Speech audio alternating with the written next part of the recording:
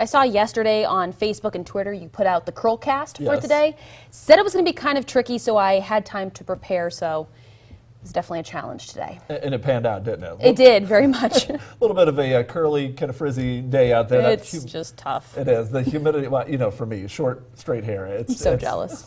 All right, overall, we've got a trend toward muggy weather sticking around for about another 24 hours. It'll be about this time tomorrow that the cold front will be arriving. We're tracking the potential for isolated storms tonight because the cold front also arrives here in a couple of hours. It's the same front. I'll show you what I mean in a minute. It kind of meanders back and forth across the area. Storm chances, though, will be highest for late tomorrow into tomorrow evening, and then much cooler as we head into the upcoming weekend. Speaking of that weekend, beautiful weather. 71, much cooler on Saturday. 75, lots of sunshine for your Sunday.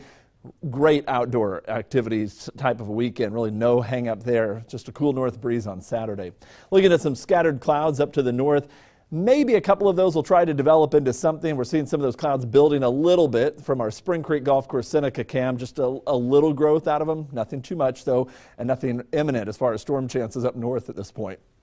89 and muggy, south winds at 15. Did have a few isolated showers this morning.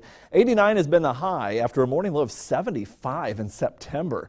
An unusually warm day with upper 80s to low 90s east and low to mid 90s west. 96 at Clay Center. It's 95 right now for Concordia. Then you tack on the humidity. Feels like 99 in the Little Apple right now for a heat index. 94 in the capital city and Emporia, coming in with a current heat index of 96 with a south wind at 23 miles per hour. Breezy weather that helps with these uncomfortably high heat index values. At least it takes a little edge off of it. Now here's a look at that front. We're tracking the progress of this. It's all very kind of hinged where the storms would be this evening. If anything's going to develop, it's going to be along this front as it pushes in.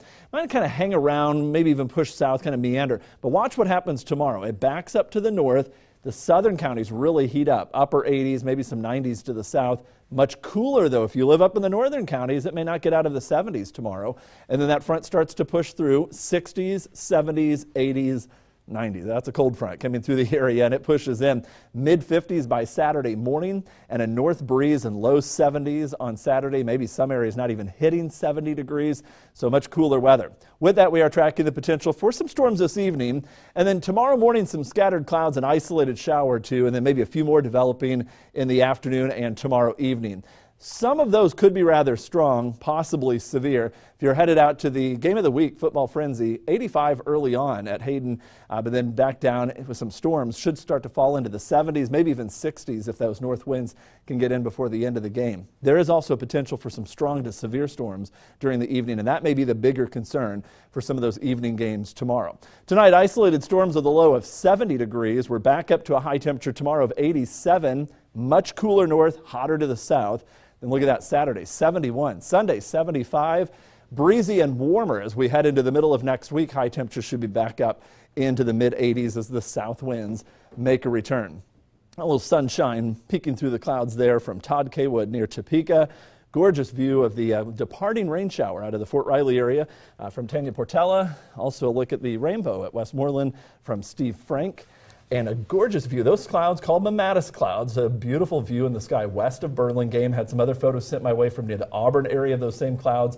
That one from Donald Martin, and a beautiful sunrise from Sandy Beaker at Wakefield. Gorgeous morning, turned into a hot day, and now a couple of storm chances. We're tracking that potential tonight, but a better chance tomorrow night. All right, thanks, Matt.